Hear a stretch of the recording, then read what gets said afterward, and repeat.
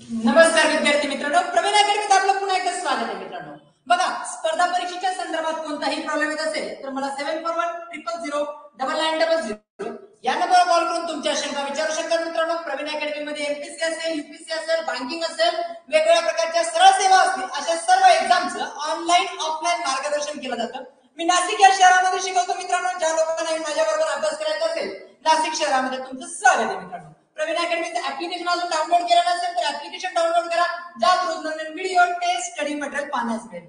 आज आपण अफलातूनच्या चालू घडामोडी डिस्कस करणार आहोत मित्रांनो. काय डिस्कस करणार आहोत? अफलातून अशा काय डिस्कस करणार आहोत मित्रांनो? चालू घडामोडी 2023 मध्ये सगळ्यात महत्त्वाच्या आहेत. काय मित्रांनो? 2023 मध्ये काय सगळ्यात महत्त्वाच्या आहेत? ठीक आहे मित्रांनो. तर सगळ्यात महत्त्वाचे विद्याश्रम शैक्षणिक कर्ज योजना. पहिली योजना कोणती मित्रांनो? विद्याश्रम शैक्षणिक कर्ज योजना. स्क्रीनवरती तुम्हाला दिसते मित्रांनो, विद्याश्रम शैक्षणिक कर्ज योजना. हे कोणासाठी आहे? आत्महत्याग्रस्त शेतकऱ्यांच्या मुला मुलींसाठी आहे. आत्महत्याग्रस्त शेतकऱ्यांच्या मुला मुलींसाठी ही योजना आहे. तर लक्षात ठेवायचं आहे, विद्याश्रम शैक्षणिक कर्ज योजना ही आत्महत्याग्रस्त शैक्षणिक ज्या शेतकऱ्याने आत्महत्या केली त्याच्या मुलाला किंवा मुलीला आहे तर शैक्षणिक कर्ज दिलं जातं. शैक्षणिक कर्ज दिलं जातं 0 ते 4% व्याजदर. काय मित्रांनो? 0% पासून किती टक्क्यापर्यंत व्याजदर जातो? 4% काय जातो? व्याजदर जातो. दोघांसाठी लागू आहे मित्रांनो. मुलांसाठी महाराष्ट्रात एक योजना आहे. आता मी त्या करंट काही पेपरचे डाटा जो काढून देतोय, माझ्या नोट्स मध्ये जो काढून देतोय, तुम्हाला एक्झामच्या दृष्टिकोनातून आयएमपी आहे. ठीक आहे मित्रांनो. चला, विद्याश्रम शैक्षणिक कर्ज योजना याची पीडीएफ आपल्या ऍप्लिकेशनच्या चॅट बॉक्स मध्ये येऊन जाईल. ठीक आहे मित्रांनो. चला पुढे जाऊया मित्रांनो, पुढे जाऊया. बघा, आता एक महत्वाचं आई महिला केंद्र सुरू झालेलं आहे. काय सुरू झालं मित्रांनो? महाराष्ट्र गव्हर्नमेंटने काय चालू केलं? जे आयएमपी आहे तसं आपण डिटेल करंट घेतच आहोत, पण जे आयएमपी आहे त्याच्यावर आपण आज कॉन्सन्ट्रेशन ठेवत आहोत मित्रांनो. 2023 मध्ये आई महिला केंद्र, आई हे ठीक आहे प्रकल्प सुरू झालेला आहे. ठीक आहे. आज कोणासाठी मित्रांनो? महिलांसाठी. कोणासाठी आहे? महिलांना पर्यटनामध्ये संधी उपलब्ध करून देण्यासाठी हा प्रकल्प सुरू झालेला आहे. कोणता प्रकल्प मित्रांनो? आई. लक्षात ठेवायचे, आई प्रकल्प कशासाठी आहे मित्रांनो? महिलांना पर्यटन क्षेत्रात रोजगाराच्या संधी उपलब्ध करून देण्यासाठी हा प्रकल्प सुरू झालेला आहे.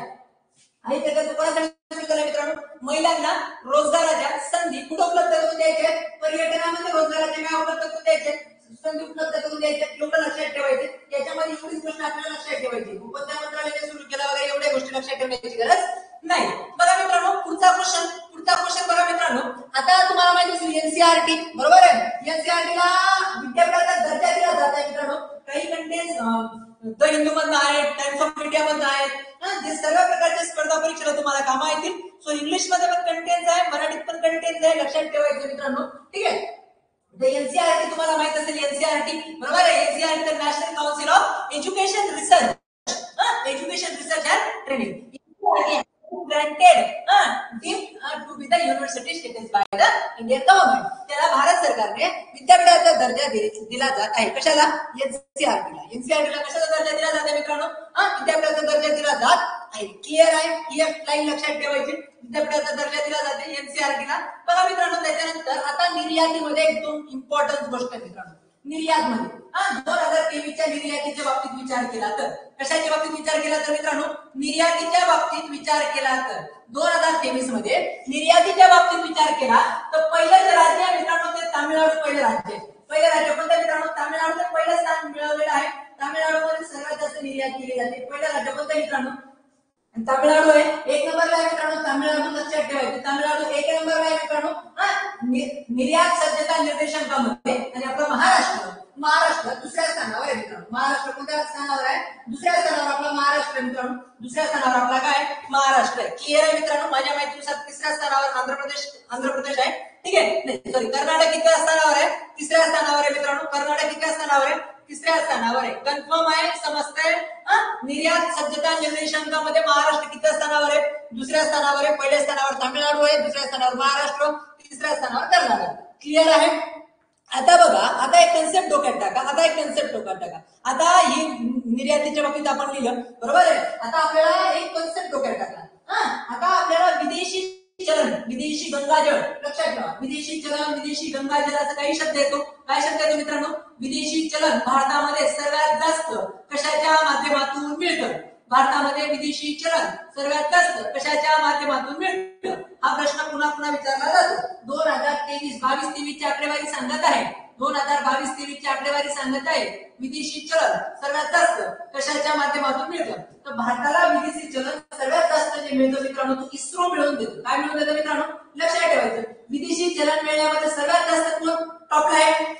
इस्रो टॉपला आहे मित्रांनो. तुम्ही म्हणाल सर इस्रो कसं काय टॉपला आहे? इस्रो इतर देशांचे सॅटेलाइट लॉन्च करून देतं, त्याचं मेंटेनन्स बघतं, सो त्याच्यामध्ये इतर देशांकडून पैसा घेतला जातो, डॉलर घेतला जातो. विदेशी चलन मिळवण्यामध्ये सर्वात महत्त्वाचे योगदान कोणाचे मित्रांनो? इस्रोचं आहे. यावर्षी इस्रो महत्त्वाचं आहे. इस्रोचं लॉंग फॉर्म, इस्रोचं हेड ऑफिस, इस्रोचे सॅटेलाइट लॉन्चिंग सेंटर, इस्रोचे रॉकेट लॉन्चिंग सेंटर आपण डिस्कस करणार आहोत पुढे. ठीक आहे. तर पहिला टॉपिक कोणता आहे मित्रांनो? पहिला महत्त्वाचा आहे विदेशी चलनामध्ये काय महत्त्वाचं आहे? इस्रो महत्त्वाचं आहे. आणि दुसरं विदेशी चलन भारताला सर्वात जास्त मिळवून देतं पेट्रोल एक्सपोर्ट, यानी आपण त्याला क्रूड ऑइल म्हणतो, बरोबर आहे. खनिज तेलांची निर्यात. काय मित्रांनो? खनिज तेल निर्यात. कोणाच्या डोक्यात चालत नाही की खनिज तेल आपण निर्यात करतो.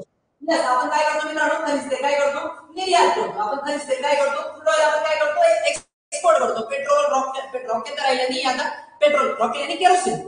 रॉकेल नाव नाही, त्याचं रॉक ऑइल ओरिजिनल नाव आहे. ठीक आहे, ठीक आहे. तर मग पेट्रोल असेल, डिझेल असेल, इतर अनेक वस्तू आपण ज्या पेट्रोलियम प्रोडक्ट आहेत ते काय करतो मित्रांनो? निर्यात करतो, एक्सपोर्ट करतो. त्या एक्सपोर्ट मध्ये भारताचा दुसरा क्रमांक, म्हणजे भारताला दुसरं सर्वात जास्त चलन जे मिळतं ते खनिज तेलाच्या निर्यातीपासून मिळतं. तुम्ही म्हणाल सर शक्य नाही, आपल्याला सुरत नाही, आपण इतर देशांकडून आणतो, तर एक्सपोर्ट कसं करतात? बघा मित्रांनो, भारतामध्ये पेट्रोल रिफाईन फॅक्टरीच्या बाबतीत खूप टॉपला आहे भारत. चांगला नावाजलेला आहे मित्रांनो भारत पेट्रोल एक्सपोर्ट म्हणजे रिफाईनच्या बाबतीत. मग आपण काय करतो? जे अरबचे देश आहेत त्याला आपण खाडी देश पण म्हणतो, तर खाडी देशांकडून पेट्रोल आणलं जातं, क्रूड ऑइल आणलं जातं, कच्चं तेल आणलं जातं. भारतात ते रिफाईन केलं जातं, महाराष्ट्र गुजरातच्या सीमेवर खास करून. ठीक आहे, रिफाईन केलं जातं आणि रिफाईन केल्यानंतर भारताच्या गरजा पूर्ण केल्या जातात आणि बाकीचं पेट्रोल हे एक्सपोर्ट केलं जातं. त्याच्यामुळे भारत एक्सपोर्ट मध्ये भारताला दुसरा सर्वात जास्त विदेशी पैसा मिळतो तो एक्सपोर्ट पासून मिळतो मित्रांनो. दुसरा सर्वात जास्त विदेशी पैसा कुठून मिळतो मित्रांनो? एक्सपोर्ट पासून मिळतो. लक्षात ठेवायचं आहे. क्लिअर आहे मित्रांनो? हे जे लिहून देतोय IMP आहे, व्यवस्थित एका जागेवर लिहून ठेवायचं आहे. तुम्हाला क्वेश्चनचा ट्रिक समजली पाहिजे. समजतं मित्रांनो? जेव्हा तुम्ही मल्टिपल टाइम्स अभ्यास करणार, रिपिटेशन करणार, त्यावेळेस तुमचं हे ऑटोमॅटिकली लक्षात राहायला काय होईल? सुरुवात होईल. चला मित्रांनो, निर्यातीमध्ये दुसऱ्या स्थानावर आपला महाराष्ट्र, 1 नंबरला तामिळनाडू आहे, 2-3 नंबरला कर्नाटक आहे. क्लिअर आहे? चला, आवडल्यास लाईक शेअर करून द्या मित्रांनो, लाईक शेअर करून द्या. आता हा एक IMP क्वेश्चन आहे मित्रांनो, IMP क्वेश्चन आहे, खूप IMP आहे मित्रांनो. परत एकदा सांगतो, याच्यावर जास्तीत जास्त तुमचा चान्स आहे क्वेश्चन येण्याचा. IIT माहिती असेल तुम्हाला, IIT माहिती, इंडियन इन्स्टिट्यूट ऑफ टेक्नॉलॉजी, बरोबर आहे. मला एकाने विचारलं होतं सर IIT आणि ITI मध्ये काय फरक आहे म्हणे. आता 2-3 दिवसापूर्वी विचारलं होतं, एकाने मला काय विचारलं होतं, सर IIT आणि ITI मध्ये काय फरक आहे म्हटलं तोच फरक आहे जो एका MD मेडिसिन आणि एका कंपाऊंडर मध्ये असतो. MD मेडिसिन डॉक्टर आणि कंपाऊंडर मध्ये जो फरक असतो तोच फरक IIT आणि ITI मध्ये आहे. ठीक आहे मित्रांनो? चला, तर मग आपल्याला IIT च्या बाबतीत विचार करायचा आहे. Indian institute of technology, Indian institute of technology. भारतातील पहिली IIT कोणती आहे मला कमेंट करून सांगणार आहात. मग आता न्यूज काय मित्रांनो? न्यूज काय बघा, न्यूज काय मित्रांनो? The India's first Indian institute of technology आणि IIT campus outside the country, भारताच्या बाहेर, will be the setup in Tanzania. कुठे? भारताच्या बाहेर पहिल्यांदा IIT कुठे स्थापन केली जाते? तांझानियामध्ये. कुठे स्थापन केली जाते? तांझानिया, आफ्रिका खंडामध्ये आहे हा देश. तांझानियामध्ये भारताच्या बाहेर पहिल्यांदा IIT कुठे स्थापन केली जाते मित्रांनो? तांझानियामध्ये केली जाते. भारताच्या बाहेर पहिली IIT कुठे स्थापन केली जाते मित्रांनो? तांझानियामध्ये केली जाते. Indian institute of technology campus outside the country will be the setup in Tanzania. Clear आहे? तिचं मेंटेनन्स कोण करणार आहे? The administration criteria will be decided by the IIT Madras. जे तांझानियामध्ये जे IIT स्थापन कॅम्पस उभारलं जाते तिचं ऍडमिनिस्ट्रेशन कोण करणार आहे? IIT मद्रास करणार आहे. कोण करणार आहे मित्रांनो? मद्रास करणार आहे. चालायचं पुढे, ही लक्षात ठेवायची. ही एक IMP न्यूज आहे, लक्षात ठेवायची आपल्याला. IITचा भारताच्या बाहेर पहिली कॅम्पस कुठे उभारलं जात आहे? IITचा भारताच्या बाहेर पहिला कॅम्पस कुठे उभारलं जाते मित्रांनो? तांझानियामध्ये उभारला जाते. आफ्रिका खंडामध्ये देश आहे. आफ्रिका खंड जेव्हा वर्ल्ड जिओग्राफी मध्ये शिकू तर याच्याबद्दल क्लिअर आहे? समजते? IMP न्यूज आहे, ही एक लक्षात ठेवायची आहे. चला पुढे जाऊया मित्रांनो, पुढचा क्वेश्चन घेऊया. निरीक्षण सर्वेक्षणाला सुरुवात झालेली आहे आजपासून, म्हणजे ही तारीख दिलेली आहे, तारीख महत्वाची आहे. तर 2023 मध्ये आपल्याला निरीक्षण, भारतामध्ये जे निरक्षर आहेत त्याला सुरुवात झालेली आहे. भारतामध्ये जे निरक्षर लोक आहेत, अनएज्युकेटेड अनलिटरेट पीपल्स आहेत, त्यांच्यासाठी सर्वेक्षणाला काय झालेली आहे? सुरुवात झालेली आहे. त्यांच्या सर्वेक्षणाला सुरुवात झाली आणि निरीक्षणाची किती वर्षापासून पुढचा विचार केला जाणार आहे, 15 वर्षापासून पुढच्या लोकांचा काय केला जाणार आहे, विचार केला जाणार आहे. त्यात 6 ते 14 वयोगटातील मुलांना मोफत आणि काय आहे, सक्तीचं शिक्षण आहे. सक्ती हा शब्द वापरलेला आहे, त्याच्यामुळे प्रत्येकाला एज्युकेशन घेणं गरजेचं आहे. म्हणून 15 वर्षांच्या पुढे किती लोक हे निरक्षर आहेत याचं सर्वेक्षण केलं जाणार आहे. माझ्या माहितीनुसार मी जर चुकीचा नसेल तर पहिला असं सर्वेक्षण निरक्षरांचं पहिलं सर्वेक्षण होतं ते 1995 ला आलं होतं मित्रांनो. पहिल्यांदा केव्हा आलं होतं, 1995 ला पहिल्यांदा आलं होतं मित्रांनो. कन्फर्म पॅटर्न आहे, 1995 ला पहिल्यांदा आलं होतं. आणि मग त्या सर्वेक्षणाच्या जोरावरच रात्रशाळा सुरू झाल्या होत्या. 1995 मध्ये काय सुरू झाल्या होत्या, रात्रशाळा होते. रात्रशाळा माहित असेल त्याला प्रौढशाळा पण म्हणायची, रात्रशाळा म्हणायची, काही लोक त्याला डंगरी शाळा म्हणायचे. आमच्या ग्रामीण भागामध्ये बेसिकली लँग्वेज वापरली जायची.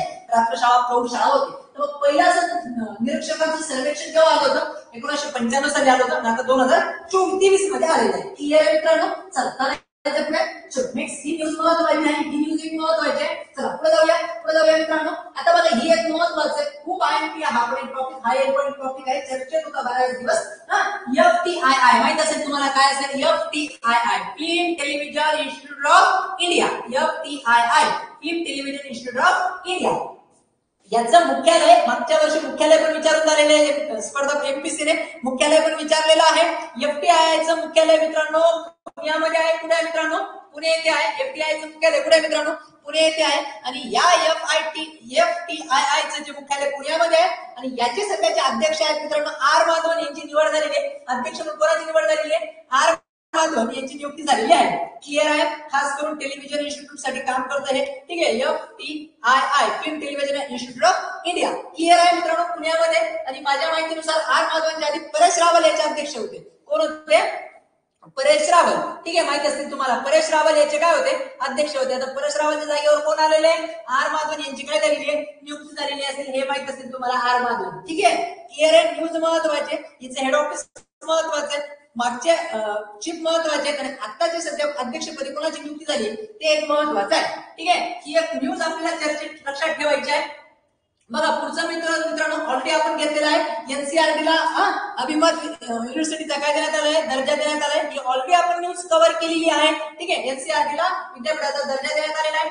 हे आपण डिस्कस केलेलं आहे. आता ही एक लाईन महत्वाची आहे मित्रांनो. सचिन तेंडुलकर जे आहेत, तुम्हाला माहिती असेल भारतरत्न सचिन तेंडुलकर.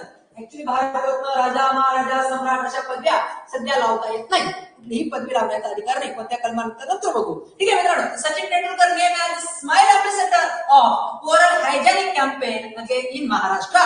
ठीक आहे, सचिन तेंडुलकर ब्रँड अम्बॅसेडर आहेत ओरल हायजेनिक कॅम्पेनचं महाराष्ट्रामध्ये. ओरल हायजेनिक कॅम्पेन महाराष्ट्रामध्ये. ठीक आहे, सचिन तेंडुलकर काय झालेले आहेत, ब्रँड अम्बॅसेडर आहेत. हा पण क्वेश्चन IMP मित्रांनो विचारला जाऊ शकतो. हा पण क्वेश्चन IMP आहे. ठीक आहे, Sachin Tendulkar name smile ambassador for oral hygienic campaign in Maharashtra. Clear आहे. चला पुढे जाऊया मित्रांनो. ही लाईन महत्वाची आहे, ही लाईन महत्वाची आहे. पुढे जाऊया मित्रांनो. आता बघा आयुष विजा सुरू केलेला आहे. काय सुरू केलाय मित्रांनो, आयुष विजा सुरू केलेला आहे. लक्षात येते मला काय म्हणायचंय. चला चालायचं. आवाज फाटतोय थोडाफार. येस, आवाज ओके काही हरकत नाही. चलो आयुष विजा आवाजावर काम करतो ना. ठीक आहे, डोंट वरी, आवाजावर काम करतो, डोंट वरी. ठीक आहे, तर आयुष विजा जो आहे मित्रांनो हा एक महत्वाचा आहे यावर्षी. ठीक आहे, आयुष विजा एक महत्वाचा आहे. माझा आवाज वगैरे व्यवस्थित येत असेल. आयुष विजा महत्वाचा आहे मित्रांनो. ज्या लोकांना मेडिकल इमर्जन्सीसाठी भारतात उपचार घ्यायचा आहे, भारतामध्ये म्हणजे मेडिकल इमर्जन्सी मध्ये काही उपचार घ्यायचे असेल त्यांच्यासाठी कोणता विजा आहे मित्रांनो, आयुष विजा आहे. लक्षात ठेवायचे. बघा काय केलेलं आहे, आपण पूर्ण न्यूज वाचूया. Government introduce a new category of Ayush visa. Ayush visa जसे टुरिस्ट विजा असतं वगैरे ह्या प्रकारचे विजाचे टाइप्स आहेत. त्याच्यात आयुष विजा दिलेला Ayush visa for foreign nations seeking treatment under the Indian system of medicine. भारतामध्ये ज्यांना मेडिकल ट्रीटमेंट घ्यायचे त्यांच्यासाठी हा काय विजा आहे. ठीक आहे मित्रांनो, आयुष विजा लक्षात ठेवायचे. चला चालायचं पुढे. आयुष विजा लक्षात ठेवायचं. कोणासाठी दिला जातो, मग जे विदेशी नागरिक आहेत त्यांना भारतामध्ये मेडिकल ट्रीटमेंट घ्यायची त्यांच्यासाठी हा विजा दिला जातो. Okay, it's good. ओके, आता हे एक महत्वाची, ही पण न्यूज IMP आहे मित्रांनो. ही न्यूज पण IMP आहे, व्यवस्थित लक्षात ठेवून घ्या. बघा 76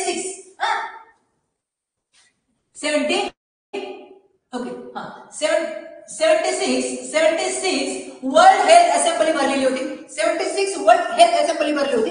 लक्षात ठेवायचं. 76 वर्ल्ड हेल्थ असेंब्ली भरली होती. बीन हेल्ड इन जिनेवा कुठं भरलेली होती?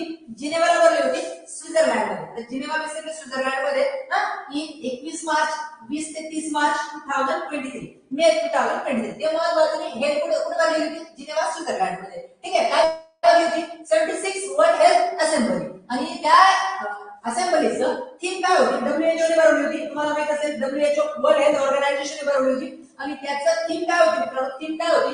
Saving lives driving health for all. Saving lives driving health for all याची ही महत्वाची थीम आहे. मित्रांनो ही थीम काय केली जाते? विचारली जाते. Saving lives driving health for all. ठीक आहे. आता एक गोष्ट लक्षात ठेवायची, जेवढ्या काय इंटरनॅशनल ऑर्गनायझेशन आहेत, बऱ्याच इंटरनॅशनल ऑर्गनायझेशनचं हेड ऑफिस कुठे सापडतं तुम्हाला? जिनेवाला सापडतं, स्वित्झर्लंड मध्ये सापडतं. त्याच्या मागचं कारण आहे मित्रांनो, जगाच्या जवळजवळ प्रत्येक देशामध्ये आपल्या जवळच्या देशाबरोबर कुठला ना कुठला वाद आहे, कॉन्फ्लिक्ट आहे. बरोबर. जसं भारत पाकिस्तान वाद आहे, तुम्ही बघा चायना वाद आहे, चायनाच्या आजूबाजूच्या बऱ्याच देशांबरोबर वाद आहे, रशियाचे वाद आहेत, युक्रेन सारख्या देशाबरोबर, बऱ्याच देशांबरोबर आहे, पाकिस्तानचं भारताबरोबर आहे, अफगाणिस्तान बरोबर आहे. जगातला प्रत्येक देश समोर जवळच्या शेजाऱ्याबरोबर बाउंड्री कॉन्फ्लिक्ट काहीतरी वादावर आहे. ठीक आहे मित्रांनो. पण जगामध्ये स्वित्झर्लंड असा एकमेव देश आहे ज्याचा इतर कुठल्याही देशाबरोबर वाद नाही. लक्षात ठेवायचे, स्वित्झर्लंड असा देश आहे मित्रांनो, युरोप खंडामध्ये स्वित्झर्लंड असा देश आहे, त्याचं इतर देशांबरोबर काय नाही मित्रांनो, कुठलंही भांडण नाही. इतर कुठल्याही देशाबरोबर त्याचं भांडण नाही. पहिल्या महायुद्धामध्ये पूर्ण युरोप जळत होता, पण स्वित्झर्लंडने पहिल्या महायुद्धात भाग घेतला नाही मित्रांनो. दुसऱ्या महायुद्धामध्ये पूर्ण युरोप जळत होता, तरी स्वित्झर्लंडने दुसऱ्या महायुद्धामध्ये भाग घेतला नाही. म्हणून जगातील कुठलाही देश या इंटरनॅशनल ऑर्गनायझेशन आपलं हेड ऑफिस कुठे एस्टॅब्लिशमेंट करतात? स्वित्झर्लंड मध्ये एस्टॅब्लिशमेंट करतात. आणि बेसिकली जिनेवा येते. म्हणून जिनेवाला बऱ्याच इंटरनॅशनल ऑर्गनायझेशनचं तुम्हाला हेडक्वार्टर सापडेल. समजतं मित्रांनो. स्वित्झर्लंड या देशाचा कुठल्याही देशाबरोबर वाद नाही. म्हणून अनेक देश येतात. वर्ल्ड हेल्थ असेंब्ली भरली होती. कोणी भरवली होती? WHO वामन त्र्यंबक ओसवालने, वर्ल्ड हेल्थ ऑर्गनायझेशनने 76 असेंब्ली भरली होती जिनेवाला. आणि तिचं आपल्याला काय महत्वाचं आहे? थीम महत्वाची. काय होती महत्वाची theme? Saving life driving health for all. ठीक आहे. चला पुढे जाऊया. पुढची न्यूज घेऊया. स्पीड होत असेल, समजत असेल तर मला सांगा. आता हे ऑलरेडी आपण केलेलं आहे, इंग्लिशमध्ये पण केलं, मराठीत पण केलं. महाराष्ट्राची स्वच्छता दूत म्हणून कोणाची नियुक्ती झालेली आहे? सचिन तेंडुलकर यांची काय झालेली आहे? नियुक्ती झालेली आहे. Brand ambassador, smiling hygienic oral brand ambassador महाराष्ट्राचे. स्वच्छता मुख्य अभियानाचे सदिच्छा दूत म्हणून प्रसिद्ध क्रिकेटपटू भारतरत्न यांची काय झालेली नियुक्ती झालेली होती. ही आपण ऑलरेडी केलेलं आहे, स्माइल हायजेनिक ब्रँड अँबॅसेडर म्हणून. ठीक आहे. क्लिअर आहे. चलो पुढे जाऊया. चला आता बघा, हा एक आयएमपी क्वेश्चन आहे मित्रांनो. अंधत्वावर नियंत्रण धोरण लागू करणारा पहिलं राज्य. आयएमपी लक्षात ठेवायचं मित्रांनो. अंधत्वावर नियंत्रण धोरण लागू करणारं पहिलं राज्य कोणतं मित्रांनो? तर राजस्थान आहे. कोणतं राज्य? क्वेश्चन आहे मित्रांनो, राजस्थान असं राज्य आहे, अंधत्व नियंत्रण धोरण लागू करणारं पहिलं असं राज्य आहे. क्लिअर आहे. याच्यामध्ये एखादी बातमी महत्वाची नाही, ऑनलाईन क्वेश्चन साठी ही टार्गेट तुम्हाला लक्षात ठेवायचं आहे. याच्याशी रिलेटेड अंधत्व किंवा हँडिकॅपशी रिलेटेड महाराष्ट्राने पण यावर्षी महत्वाचं काम केलेलं आहे, ते पण आपण पुढे डिस्कस करणार आहोत. डोंट वरी. पण अंधत्वावर नियंत्रण धोरण लागू करणारं भारताचं पहिलं राज्य कोणतं मित्रांनो? राजस्थान आहे. क्लिअर आहे. काही डाऊट नाही, व्यवस्थित लिहून घ्यायचं आहे. याची पीडीएफ तुम्हाला मिळून जाईल. व्हिडिओ बघून टाका आणि पीडीएफ एकदा दोनदा वाचून टाका, प्रॉब्लेम सॉल्व्ह. ठीक आहे मित्रांनो. चलो, महाराष्ट्रामध्ये तुम्हाला माहित असेल गोहत्या बंदी झालेली आहे. गोहत्या बंदी आहेच महाराष्ट्रामध्ये. ठीक आहे. बऱ्याच राज्यांमध्ये, ज्या राज्यामध्ये बीजेपी ओरिएंटेड गव्हर्नमेंट आहे अशा राज्यांमध्ये. पण ठीक आहे. चला, महाराष्ट्राने पहिल्यांदा गोसेवा आयोगाची नियुक्ती केली. फर्स्ट टाइम, पहिल्यांदाच महाराष्ट्र सरकारने गोसेवा आयोगाची काय केलेली आहे? निर्मिती केलेली आहे. महाराष्ट्राने पहिल्यांदा कोणाची निर्मिती केली? गोसेवा आयोगाची निर्मिती केली. याच्या आधी महाराष्ट्रात कधीही गोसेवा आयोग नव्हतं. पहिल्यांदा महाराष्ट्रात गोसेवा आयोगाचे जे अध्यक्ष आहेत मित्रांनो, शेखर मुंदडा आहेत. कोण आहेत? शेखर मुंदडा आहेत. ठीक आहे. एवढी ऑनलाईन क्वेश्चन लक्षात ठेवायचे. महाराष्ट्र गोसेवा आयोगाची पहिल्यांदा ही निर्मिती झालेली आहे आणि महाराष्ट्र गोसेवा आयोगाचे अध्यक्ष कोण आहेत? शेखर मुंदडा आहेत. क्लिअर आहे. काही डाऊट नाही. शंका कुशंका लघुशंका असेल तर मला सांगा. ठीक आहे. चलो पुढे जाऊया. हा चल, आता बघा एक तुम्हाला माहिती असेल मुंबई ते नागपूर समृद्धी महामार्ग आहे, बरोबर आहे. त्याचं दुसरं नाव वगैरे आपण डिस्कस केलेलं आहे, कोणकोणत्या राज्यातून जातं, कोणकोणत्या जिल्ह्यातून जातं, किती किलोमीटर लांबीच आहे वगैरे वगैरे आपण हे सर्व डिस्कस केलेलं आहे. मुंबई ते नागपूर जसा समृद्धी महामार्ग जोडला जातोय, त्याच्यानंतर महत्वाचं आहे शक्तीपीठ महामार्ग पण सरकार घोषणा केलेली आहे. शक्तीपीठ महामार्गाची काय केलेली आहे, घोषणा केलेली आहे. शक्तीपीठ महामार्ग नागपूर ते गोवा हे लक्षात ठेवायचं मित्रांनो. शक्तीपीठ महामार्ग कुठे जातो हा एक टॉपिक लक्षात ठेवायचा आहे. शक्तीपीठ महामार्ग कुठे जातो, नागपूर ते गोवा. आणि समृद्धी महामार्ग कुठे जातो मित्रांनो, नागपूर ते मुंबई, स्ट्रेट खाली गोवा. ठीक आहे. शक्तीपीठ महामार्ग लक्षात ठेवायचे. त्याच्या माध्यमातून अनेक जे महाराष्ट्राचे तीर्थस्थळ आहेत त्यांना जोडलं जात आहे. ते कोणकोणते तीर्थस्थळांना जोडलं जात आहे ते महत्वाचं नाही, फक्त शक्तीपीठ महामार्ग लक्षात ठेवायचे मित्रांनो, नागपूर ते गोवा. आणि समृद्धी महामार्ग जो आहे तो तुम्हाला माहित असेल मुंबई ते नागपूर. ठीक आहे. म्हणजे नागपूर पासून महत्वाचे 2 ठिकाणं वरती सरळ स्ट्रेट बघाल तर तुम्ही महाराष्ट्र नकाशामध्ये नागपूर स्ट्रेट बघाल तर मुंबई, आणि इकडे खाली बघाल तर गोवा. ठीक आहे. आमच्या नाशिक मधनं पण जातो समृद्धी महामार्ग. ठीक आहे. चलो पुढे जाऊया मित्रांनो. आता हा पण एक प्रश्न आहे की जनरली विचारला जाऊ शकतो, पहिल्यांदाच महाराष्ट्र गव्हर्नमेंटने काय केलं. हा पण एक आयएमपी क्वेश्चन आहे मित्रांनो, हा पण एक आयएमपी क्वेश्चन आहे, लक्षात ठेवायचंय. ठीक आहे मित्रांनो. पहिल्यांदाच काय केलं महाराष्ट्राने, मेंढी व शेळी सहकार विकास महामंडळाची स्थापना केलेली आहे. मेंढी व शेळी सहकार विकास महामंडळाची काय केलेली आहे, स्थापना केलेली आहे. मेंढी पालनाला चालना देण्यासाठी मेंढी व शेळी सहकार विकास महामंडळाची स्थापना करण्याची घोषणा राज्य शासनाने महाराष्ट्र सरकारने केलेली आहे. या महामंडळाचं जे हेड ऑफिस आहे मित्रांनो, मुख्यालय जे आहे ते अहमदनगरला असेल, लक्षात ठेवायचे. अहमदनगर लक्षात ठेवायचे. शेळी आणि मेंढी आणि शेळी सहकार विकास महामंडळ पहिल्यांदा स्थापन झालंय. याचं मुख्यालय कुठे स्थापन झालंय मित्रांनो, अहमदनगरला स्थापन झालेलं आहे. कुठे स्थापन झालेलं आहे, अहमदनगरला स्थापन झालेलं आहे. क्लिअर आहे, काही डाऊट नाही, शंका कुशंका इथपर्यंत नसेल. चलो पुढे जाऊया मित्रांनो. पुढचा क्वेश्चन घेऊया. बघा आता मनरेगा क्वेश्चन आहे, तुम्हाला माहिती असेल मला मनरेगाचा लॉंग फॉर्म तुम्ही कमेंट करून सांगणार आहात. ठीक आहे मित्रांनो. बऱ्याच जणांना येत नव्हता, तर मनरेगा मध्ये लक्षात ठेवायचे. आता मनरेगाच्या बाबतीत एक कन्सेप्ट डोक्यात टाका. आता 3-4 फॅक्टर डाटा इथे लक्षात ठेवायचा आहे. मनरेगामध्ये सर्वात जास्त रोजंदारी कोणत्या राज्यात दिली जाते, मनरेगामध्ये सर्वात जास्त रोजंदारी कोणत्या राज्यात दिली जाते, हरियाणामध्ये दिली जाते. 357 रुपये रोज दिला जातो. किती रोज दिला जातो, 357 रुपये रोज दिला जातो. मनरेगामध्ये सर्वात जास्त रोजगार म्हणजे सर्वात जास्त जी सॅलरी आहे किंवा वेतन आहे ते कुठे दिलं जातं, हरियाणामध्ये दिलं जातं. आणि सर्वात कमी जे दिलं जातं मध्य प्रदेश आणि छत्तीसगड मध्ये सर्वात कमी म्हणजे 221 रुपये दिले जातात. या दोघं लाईनी महत्वाच्या आहेत. सर्वात जास्त हरियाणा, सर्वात कमी छत्तीसगड आणि मध्य प्रदेश. ठीक आहे, क्लिअर आहे. आणि मनरेगाचं तुम्हाला माहित असेल काही पैसा हा कॅश स्वरूपात दिला जातो, काही पैसा हा कुठे दिला जातो मित्रांनो, धान्याच्या स्वरूपात दिला जातो. ठीक आहे. 100 दिवस कामाची हमी दिली जाते. ठीक आहे. चला प्रत्येकाला आणि स्किलफुल कामाने दिले जातात. रस्ते बांधणं, धरणं बांधणं, कालवा बांधणं ही कामं दिली जातात. सॉफ्टवेअर इंजिनियरांना भेटणार नाही. तुम्ही म्हणा सर आम्हाला सॉफ्टवेअर बनवण्यासाठी मनरेगामध्ये घ्या, चालणार नाही. आता मनरेगामध्ये सर्वात जास्त हरियाणामध्ये सॅलरी आहे, वेतन आहे, सर्वात कमी मध्य प्रदेश छत्तीसगड मध्ये आहे. क्लिअर आहे. आता इथे पण एक फॅक्टर डाटा लक्षात ठेवा. सर्वात जास्त रक्कम कुठे दिली जाते, हरियाणामध्ये, आणि सर्वात कमी रक्कम कुठे दिली जाते, मध्य प्रदेश आणि छत्तीसगड मध्ये. हे एक लक्षात आलं. त्याच्यानंतर सर्वाधिक जी वाढ झालेली आहे मित्रांनो मागच्या वर्षाच्या मानाने मनरेगा ती झालेली आहे मित्रांनो राजस्थानमध्ये रुपयामध्ये. ही वाढ कशामध्ये दिलेली आहे, रुपयामध्ये. सर्वात जास्त वाढ कोणत्या राज्यात झालेली आहे, राजस्थानमध्ये. आणि सर्वात जास्त टक्केवारी जर वाढ बघाल तुम्ही तर बिहार आणि झारखंडमध्ये टक्केवारी सर्वात जास्त वाढलेली. टक्केवारी जवळजवळ 8% सॅलरी वाढलेली, या वेतन वाढलेलं आहे बिहार आणि झारखंडमध्ये. बिहार आणि झारखंडमध्ये. क्लिअर आहे, क्लिअर आहे. इथे 4 डाटा लक्षात ठेवायचे. सर्वात जास्त सॅलरी, सर्वात जास्त वेतन हरियाणा, सर्वात कमी वेतन मध्य प्रदेश आणि छत्तीसगड. रुपयामध्ये सर्वात जास्त वाढ मागच्या वर्षाच्या मानाने राजस्थान, आणि रुपयाच्या सर्वात जास्त टक्क्यामध्ये वाढ जर बघाल तर बिहार आणि झारखंड. ठीक आहे, क्लिअर आहे. सो मनरेगाचा लॉंग फॉर्म मला कमेंट करून सांगणार आहात. चलो नाव नेक्स्ट घेऊया मित्रांनो. आता बघा तुम्हाला माहित असेल ही खूप आयएमपी न्यूज आहे मित्रांनो, ही पण एक आयएमपी न्यूज आहे. मी अशाच न्यूज डिस्कस करतोय की ज्या तुम्हाला स्पर्धा परीक्षेमध्ये तुम्हाला यश मिळवून देण्यासाठी महत्वपूर्ण ज्याच्यावरच क्वेश्चन डिझाईन होणार आहेत. यावर्षी भारताचे हरित क्रांतीचे जनक एस स्वामीनाथन यांचं निधन झालेलं आहे. एस स्वामीनाथन यांचं काय झालेलं आहे, निधन झालेलं आहे. लक्षात ठेवायचं आहे. भारताच्या हरित क्रांतीचे जनक आहेत, भारताच्या हरित क्रांतीचे जनक आहेत एस स्वामीनाथन. माणसाने अनेक वेळा युपीएससी दिलेली आहे, अनेक वेळा युपीएससी दिलेली आहे. युपीएससीने पत्र पाठवलं होतं शेवटी. स्वामीनाथनना काय केलं होतं, युपीसीने पत्र पाठवलं होतं, साहेब परत फॉर्म भरू नका, आमची इज्जत काढू नका. ठीक आहे. तर युपीसी देऊन देऊन थकलेला माणूस आहे आपण कोण, स्वामीनाथन. म्हणजे एमपीसी युपीसी मध्ये हुशार लोकांची गरज नाही, स्वामीनाथन अनलिमिटेड हुशार आहे. ठीक आहे मित्रांनो, चला ठीक आहे. तर मग हे स्वामीनाथन, मग आपल्याला स्वामीनाथन आयोग महत्वाचा आहे, आपण डिटेल डिस्कस करणार आहोत, ज्या आपल्या कीवर्ड्स आहेत स्वामीनाथन आयोगाच्या. तुम्हाला एक कन्सेप्ट सांगतो मित्रांनो, कन्सेप्ट सांगतो. ठीक आहे. स्वामीनाथन आयोगाबद्दल आपल्याला 2-3 गोष्टी लक्षात ठेवायच्या. इथे मी परत वरती घेतो, स्वामीनाथन आयोग महत्वाचा आहे. आता स्वामीनाथन आयोग महत्वाचा काय की 1964 मध्ये भारतात अफाट असा दुष्काळ पडला. 1964 मध्ये भारतात मोठा दुष्काळ पडला होता, खाण्याचे वांदे झाले होते. 1964 ची गोष्ट करतोय. भारतामध्ये खूप मोठा दुष्काळ पडला होता, खाण्याचे वांदे झाले होते.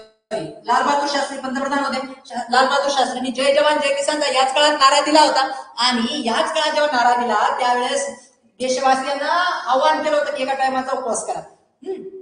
लाल बहादूर शास्त्री स्वतः एका टायमाचा काय करायचे, उपवास करायचे या काळामध्ये. ठीक आहे. 64 मध्ये. आणि आपण याच काळामध्ये अमेरिकेला सांगितलं, भाऊ आम्हाला गहू द्या. अमेरिकेला काय सांगितलं, कारण की अमेरिका गहू सर्वात जास्त उत्पादन होतं, अमेरिकेमध्ये गावात सर्वात जास्त उत्पादन होतं प्रेरी प्रदेशात. आपण ते नंतर शिकू जॉग्राफीमध्ये. तर अमेरिकेला सांगितलं आम्ही गहू द्या. अमेरिकेने गहू दिला नाही. अमेरिकेच्या संसदेला काँग्रेस म्हणतात. अमेरिकेच्या संसदेला काय म्हणतात, काँग्रेस हा शब्द वापरला जातो. अमेरिकेच्या संसदेला कुठला शब्द वापरला जातो, काँग्रेस हा शब्द वापरला जातो. आणि मग आपल्याला गहू दिला आणि मग आपण रशियाला सांगितलं की आम्हाला गहू द्या. मग रशियाने गहू देऊन टाकला, रशियाने द्यायला मदत करायला सुरुवात केली.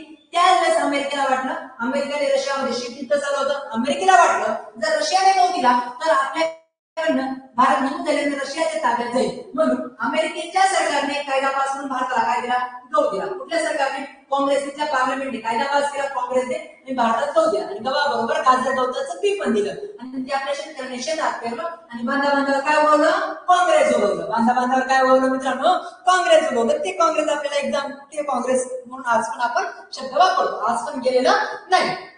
आणि मग 1966 पासून भारताने हरित क्रांतीला काय केली, सुरुवात केली. 1966 पासून भारताने हरित क्रांतीला काय केली मित्रांनो, सुरुवात केली आहे. क्लिअर आहे ना. पहिली हरित क्रांती झाली होती, पहिली हरित क्रांतीची जनक किती, स्वामीनाथन. आता एक कन्सेप्ट डोक्यात टाका मित्रांनो. आता याच्यावरून आपल्याला काय क्वेश्चन येऊ शकतो, या स्वामीनाथन आयोगचा आपण डिटेल घेणार आहोत पुढे. पण लक्षात ठेवा, आता मी तुम्हाला इथं लिहून देतो, इथं कुठेतरी ब्लँक पेजवर लिहून देतो. डोंट वरी, ब्लँक पेजवर वरती लिहून देतो. ठीक आहे. स्वामीनाथन आयोग, एक सेकंड आहे मला फक्त. ठीक आहे. ओके, या सर्व न्यूज घेणार आहोत आपण. ठीक आहे. ओके, इथं लिहून देतो स्वामीनाथन आयोग. आता इथं तुम्हाला 3 शब्द लक्षात ठेवायचे.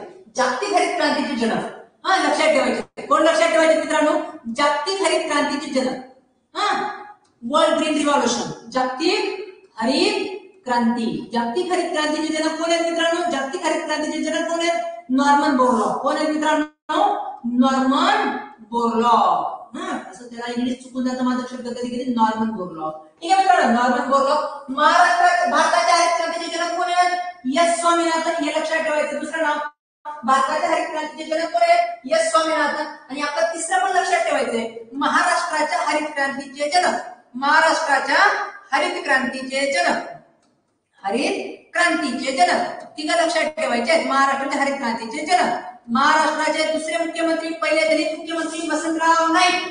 वसंतराव नाईक हे महाराष्ट्राच्या हरित क्रांतीचे काय मित्रांनो, जनक आहेत, लक्षात ठेवायचंय. महाराष्ट्राच्या हरित क्रांतीचे जनक कोण आहेत, वसंतराव नाईक आहेत. भारताच्या हरित क्रांतीचे जनक स्वामीनाथन आहेत. जागतिक हरित क्रांतीचे जनक नॉर्मन बोरलॉग आहे. ठीक आहे. आता वसंतराव नाईक यांनी कुठं संशोधन वगैरे केलेलं नाही, ते बेसिकली पॉलिटिशियन होते, राजनेता होते, महाराष्ट्राचे मुख्यमंत्री राहून गेले. मग ते कसे महाराष्ट्राच्या हरित क्रांतीचे जनक झाले, त्यांनी वसंतराव नाईक बंधारा बांधायला सुरुवात केला. वसंतराव नाईक यांचं असं म्हणणं होतं की मोठे मोठे धरणाला बांधता, प्रत्येक गावावर 5-5, 10-10 किलोमीटरवर छोटे छोटे बंधारे बांधावेत, जेणेकरून पाणी जमिनीत मुरेल. ठीक आहे. आपण आज पाणी अडवा पाणी जिरवा ज्या मोहीम राबवतो, येते का लक्षात. ह्या ज्या प्रकल्प आहेत, तर तुमच्या गावामध्ये, तुमच्या गावाच्या बाहेर जो ओढा असेल, नाला असेल, नदी असेल, त्याच्या पुढे थोडस छोटासा एक बंधारा बांधलाय, त्याला वसंतराव नाईक बंधारे म्हणतात. त्याला काय म्हणतात मित्रांनो, वसंतराव नाईक बंधारे म्हणतात. तर हे बांधण्याची सुरुवात वसंतराव नाईक यांनी केली होती. त्याच्यामुळे पाण्याची पातळी वाढली. म्हणून महाराष्ट्राच्या हरित क्रांतीचे जनक वसंतराव नाईक यांना म्हणतात. बरंच काम आहे हरित कृषी क्षेत्रामध्ये वसंतराव नाईक यांचं, पण त्याच्यात हा एक पाठ. सो तिघा हरित क्रांतीचे जनक तुमचे पाठ असले पाहिजे. तिघा हरित क्रांतीचे जनक तुमचे पाठ असले पाहिजे. जागतिक हरित क्रांतीचे जनक आहेत, भारताच्या हरित क्रांतीचे जनक स्वामीनाथन आहेत, आणि महाराष्ट्र हरित क्रांतीचे जनक वसंतराव नाईक आहे. एक्स्ट्रा जे लिहून देतोय ते लक्षात ठेवायचे. यावर्षी म्हणजे 2022-23 मध्ये दोन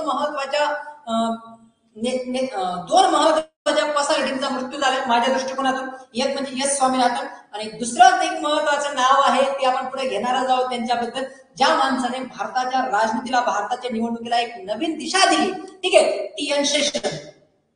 कोण मित्रांनो? टी.एन. शेषन. टी.एन. शेषनचं पण मागच्याच वर्षी निधन झालेलं आहे. स्पर्धा परीक्षेच्या दृष्टिकोनातून टी.एन. शेषन आणि एस स्वामीनाथन हे दोन नावं महत्वाचे आहेत. टी.एन. शेषन बद्दल आपण डिटेल एक लेक्चर घेणार आहोत पुढे. डोंट वरी. पर्यंत क्रांतीचे जनक तुमचे समजले. चालायचं पुढे. काही डाऊट, काही शंका नसेल आय होप. ठीक आहे, चलो ठीक आहे, ओके. व्यवस्थित येत असेल मॅडम आता व्हिडिओ? ठीक आहे, परत घेऊया वाटल्यास, काय टेन्शन घेऊ नका. ठीक आहे, चला पुढे जाऊया मित्रांनो. पुढचा क्वेश्चन घेऊया. आता राज्यात पहिल्यांदाच गिधाड संवर्धन केंद्र उभारलं जात आहे. वलचर माहित असेल तुम्हाला. गिधाड संवर्धन केंद्र काय केलं जात आहे? उभारलं जात आहे. गिधाड संवर्धन केंद्र उभारलं जात आहे. पुणे जिल्ह्यामध्ये पुरंदर तालुक्यामध्ये पिंगुरी या गावामध्ये. एवढं महत्वाचं नाहीये कोण उभारतं वगैरे, हे महत्वाचं नाहीये. इंडा फाउंडेशन वगैरे महत्वाचं नाहीये. तर महाराष्ट्रात पहिल्यांदा गिधाड संवर्धन केंद्र उभारलं जाते पुणे जिल्ह्यामध्ये पुरंदर तालुक्यात पिंगुरी येथे. कोणत्या गावामध्ये? पिंगुरी गावामध्ये उभारलं जात आहे. गिधाडांची संख्या दिवसेंदिवस कमी होत आहे. याला निसर्गाचे सफाई कर्मचारी पण म्हणतात, तुम्हाला माहित असेल. निसर्गाचे काय म्हणतात? वंचर माहित असेल. यांना वंचर म्हणतात ना. निसर्गाचे सफाई कर्मचारी पण म्हणतात. सफाई कर्मचारी पण म्हणतात का? कारण की मेलेलं जनावर असेल, मेलेले एखादा प्राणी असेल, ते खाण्याचं काम कोण करतात? गिधाड करतात. कोण करतात? गिधाड. तुम्हाला तर जुनं पारशी लोकांचे जाळण्याची पद्धत, या अंत्यविधी माहिती असेल. पारशी माहित आहेत ना?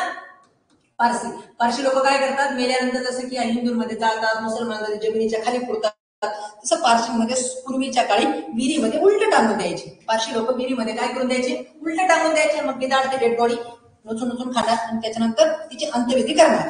पण आता तसं करत नाही. गिधाडांची संख्या कमी झाल्यामुळे पारशी लोक सुद्धा आता जमिनीत पुरतात, जमिनीत खाली काढतात. ठीक आहे, जसं की फिरोज गांधीचं काढले. फिरोज गांधी माहित असेल तुम्हाला. इंदिरा गांधीचे हसबंड, राजीव गांधीचे वडील. ठीक आहे, तर मग मात्र गिधाडांची संख्या दिवसेंदिवस कमी होते. गिधाडांपासून कोणतं औषध बनवलं जातं? तुम्ही मला कमेंट करून सांगणार आहात. औषध कोणतं बनवलं जातं? जनरली मी तुम्हाला सांगून देतो. भूल देण्यासाठी माहिती आहे ना? भूल देण्यासाठी या औषधाचा काय केला जातो? वापर केला जातो. ठीक आहे, गिधाडांपासून भूल देण्यासाठी औषधांचा वापर केला जातो. एवढे लक्षात ठेवायचं आहे आपल्याला. ठीक आहे, चालायचं पुढे.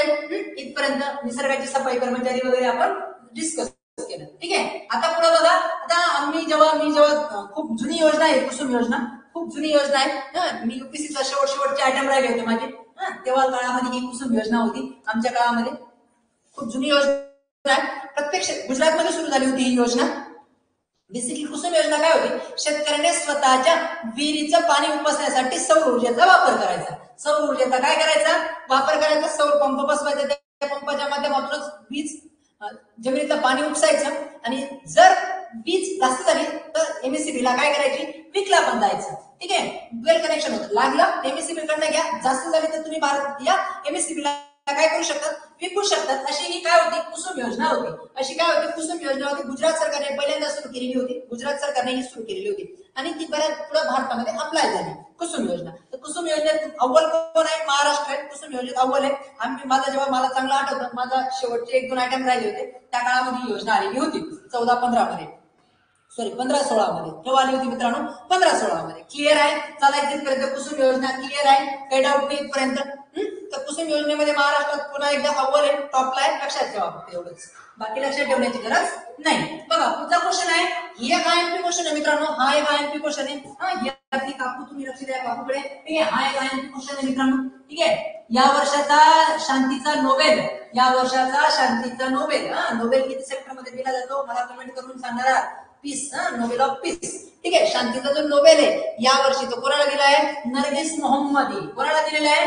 नर्गिस मोहम्मदी यांना दिलेला आहे. हे लक्षात ठेवा. हा फोटो आहे नर्गिस मोहम्मदी यांचा.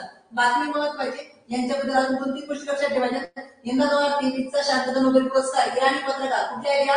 इराणी पत्रकार आणि सामाजिक कार्यकर्ता नर्गिस मोहम्मदी यांना प्रदान करण्यात आलेला आहे. सध्या जेलमध्ये आहेत त्या. ठीक आहे, तर लक्षात ठेवा. ही एक बातमी आयएमपी आहे. या वर्षाचा शांततेचा नोबेल पुरस्कार कोणाला देण्यात आलेला आहे? नर्गिस मोहम्मदी यांना देण्यात आलेला आहे. ठीक आहे, या बातमीवर कॉन्सन्ट्रेशन ठेवायचं आहे. पुन्हा बघा पुढचं आहे. आता हा एक शेवटचा क्वेश्चन आजसाठी आपण घेणार आहोत. खूप आयएमपी आहे, खूप आयएमपी आहे मित्रांनो. ठीक आहे. आता किस्सा काय घडलाय बघा, मी तुम्हाला एक न्यूज वाचून दाखवतो आणि मग आपण पॉलिटिकल सायन्सची मिळती जुळती न्यूज आहे. ठीक आहे. मग आपण करूया. In a historic moves the chairman constitute of all women's panel of vice chairman in Rajya Sabha. ठीक आहे. आता काय झालं, एक कन्सेप्ट सांगतो तुम्हाला, एक कन्सेप्ट सांगतो बघा. हा एक न्यूज तुम्हाला असं माहिती असेल, एक आपली लोकसभा असतात, एक काय असतं आपलं लोकसभा असतं. लोकसभेचा एक अध्यक्ष असतो. लोकसभेचा एक काय असतो मित्रांनो, अध्यक्ष असतो. आणि एक काय असतो, उपाध्यक्ष असतो. आता ओम बिर्ला अध्यक्ष आहे, तुम्हाला सगळ्यांना माहित असेल. ओम बिर्ला कोटा मतदारसंघातला खासदार ओम बिर्ला बीजेपीचे. आणि काय असतो, उपाध्यक्ष असतो लोकसभेचा. समजून घ्या, एकदम कन्सेप्ट समजा. सेम कन्सेप्ट असते मित्रांनो. एक राज्यसभा असते, आपल्यामध्ये दोन सभागृह आहेत, लोकसभा आणि काय राज्यसभा.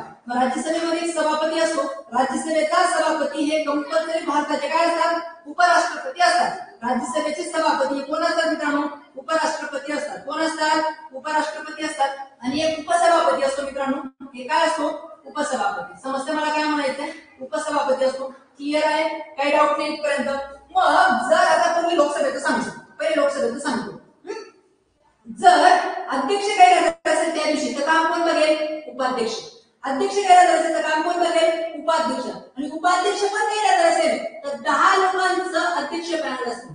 10 लोकांचं अध्यक्ष पॅनल असतं. काय असतं मित्रांनो, इकडं अध्यक्षीय पॅनल. आपण हे पॉलिटिकल सायन्स डिटेल करणार आहोत. पॅनल असतं, अध्यक्ष पॅनल असतं. त्या 10 लोकांपैकी एक व्यक्ती तात्पुरता त्या दिवसासाठी काय होतो, अध्यक्ष होतो. क्लिअर आहे, समजते. लोकसभेमध्ये अध्यक्ष असतो, एक उपाध्यक्ष असतो. ज्या दिवशी अध्यक्ष गैरहजर असेल त्या दिवशी कोण काम करतो, उपाध्यक्ष काम करतो. आणि उपाध्यक्ष पण गैरहजर असेल तर 10 लोकांचं एक अध्यक्ष पॅनल असतं. 10 लोकांचं काय असतं मित्रांनो, अध्यक्ष पॅनल असतं. ते काय करतात, काम करतो. क्लिअर आहे कन्सेप्ट. सेम कन्सेप्ट इथं मित्रांनो. राज्यसभेमध्ये एक सभापती असतो. भारताचे उपराष्ट्रपती राज्यसभेचे कंपल्सरी काय असतात, या पदसिद्ध काय असतात, सभापती किंवा अध्यक्ष असतात. एक सभापती असतो, एक उपसभापती असतो. सभापती गैरहजर असते म्हणजे उपराष्ट्रपती गैरहजर असते, तो कोण काम करतो, उपसभापती काम करतो. आणि उपसभापती पण गैरहजर असतील तर 10 लोकांचं उपसभापती पॅनल असतं. 10 लोकांचं काय असतं मित्रांनो, उपसभापती. सभापती नाही, उपसभापती पॅनल असतं. उपसभापती पॅनल असतं. त्या 10 लोकांपैकी एक व्यक्ती काय करतो, तात्पुरत्या स्वरूपात काय होतो, सभापती होतो. पण इथं उपसभापतींचं पॅनल असतं. कारण की सभापतीचं का होऊ शकत नाही, कारण की राज्यसभेचा सभापती उपराष्ट्रपती असतात. हे कन्फर्म आहे. राज्यसभेचे सभापती कोण असतात, उपराष्ट्रपती असतात. म्हणून 10 लोकांचं उपराष्ट्रपतीचं पॅनल होऊ शकत नाही. तर एक उपसभापतीचं पॅनल असतं 10 लोकांचं. क्लिअर आहे इथपर्यंत. आणि मग या उपसभापतीच्या पॅनलमध्ये 10 महिला पहिल्यांदा इतिहासामध्ये आलेल्या आहेत भारतातल्या. भारताची जी राज्यसभा आहे तिचं जे उपसभापतीचं जे पॅनल आहे, all women's panel of vice chairmen's of Rajya Sabha. उपसभापती पॅनल मध्ये नांदा काय आलेले आहेत, महिला आलेल्या आहेत. पहिल्यांदा इतिहासामध्ये असं घडलं. म्हणून हा एक्झामच्या दृष्टिकोनातून आयएमपी क्वेश्चन आहे. एक्झामच्या दृष्टिकोनातून हा काय मित्रांनो, आयएमपी क्वेश्चन आहे. समजते मला काय म्हणायचंय. ज्या दिवशी अध्यक्ष सभापती नसतो तर काम कोण करतो, उपसभापती करतो. उपसभापती नसेल तर 10 लोकांचं उपसभापती पॅनल असतं. 13 मेंबर दिलेले आहेत, पण तुम्ही जर एम लक्ष्मीकांत वाचाल तर 10 लोक असतात. ठीक आहे. तर मग 10 लोकांचं उपसभापती पॅनल असतं. कोणतं असतं मित्रांनो, 10 लोकांचं उपसभापती पॅनल असतं. त्या उपसभापती पॅनल पैकी एक व्यक्ती तात्पुरत्या स्वरूपात काय होतो, अध्यक्ष होतो. क्लिअर आहे, क्लिअर आहे. समजताना इतिहासामध्ये पहिल्यांदा असं घडलं की या 10 उपसभापती पॅनल मध्ये 9 जागा आहेत, महिला आहेत. याची यादी पण मी पुढच्या लेक्चर मध्ये तुम्हाला देईल. पुढे येईलच तुम्हाला याची यादी, डोंट वरी. ठीक आहे. समजतं मला काय म्हणायचं. याच्यामध्ये एक क्ल्यू अजून आहे, इथं नाहीये पण आपण कव्हर करून घेऊ. जेव्हा गैरहजर असेल, कन्सेप्ट बघा मित्रांनो, गैरहजर असेल तरच किस्सा होतो बरं का. लोकसभेचा अध्यक्ष गैरहजर असेल तर उपाध्यक्ष काम करतो. उपाध्यक्ष गैरहजर असेल तर 10 लोकांचं एक अध्यक्ष पॅनल असतं, ते काम करतो. इथं राज्यसभेचा सभापती गैरहजर असेल तर उपसभापती काम करतो. उपसभापती गैरहजर असेल तर 10 लोकांचं एक उपसभापती पॅनल असतं. क्लिअर आहे. पण अध्यक्षाने राजीनामा दिला किंवा मृत्यू झाला तर कोणता शब्द वापरतोय मी, राजीनामा. राजीनामा दिलाय किंवा काय झालेलं आहे, मृत्यू झालाय, तर उपसभापती काम करेल. आणि उपसभापतीचा पण राजीनामा किंवा मृत्यू झाला असेल तर राष्ट्रपती तात्पुरत्या स्वरूपात एकाची अध्यक्ष म्हणून नियुक्ती करतात, निवड करतात. एकाची अध्यक्ष म्हणून तात्पुरत्या स्वरूपात काय करतात, निवड करतात. पॉलिटिकल सायन्स मध्ये आपण डिटेल शिकणार आहोत. इथं पण सेम कन्सेप्ट आहे मित्रांनो. उपसभापती नसेल म्हणजे उपराष्ट्रपतीचा मृत्यू झाला असेल किंवा राजीनामा दिला असेल तर उपसभापती काम करेल. उपसभापतीचा पण राजीनामा असेल किंवा मृत्यू असेल तर तेव्हा 10 लोकांचं पॅनल काम करत नाही तर राष्ट्रपती एकाची उपसभापती म्हणून नियुक्ती करतात. राष्ट्रपती एकाची उपसभापती म्हणून काय करतात नियुक्ती करतात. समजते काय करतोय लक्षात आलं. पण तुम्हाला एवढं क्रिटिकल पॉलिटिकल सायन्स मध्ये आपण शिकूया. डोंट वरी. फक्त लक्षात ठेवायचे राज्यसभाच्या उपसभापती पॅनल मध्ये पहिल्यांदा 10 आउट ऑफ 10 काय झालेले आहेत महिला आलेल्या आहेत. 10 आउट ऑफ 10 काय आलेले आहेत महिला आलेल्या आहेत. क्लिअर आहे. ही एक हिस्टॉरिकल मुवमेंट आहे भारतासाठी. ठीक आहे. चलो इथे हे रफ करतो. आय होप समजलं. ठीक आहे. 13 women's member are nominated to the panel as of Rajya Sabha discussion in a Nari Shakti. ठीक आहे वंदन विधेयक. नारी शक्ती वंदन विधेयक 2023. ठीक आहे. इथपर्यंत क्लिअर आहे. इथपर्यंतच्या महत्वाच्या न्यूज आपण डिस्कस केल्या. मित्रांनो एक सिरीज चालू केली 2023 च्या IMP न्यूज आपण डिस्कस करणार आहोत स्पर्धा परीक्षेच्या अँगलने. ठीक आहे. आवडल्यास लाईक शेअर करा. थँक्यू. पुढच्या लेक्चर मध्ये आपण पुढे कंटिन्यू करूया.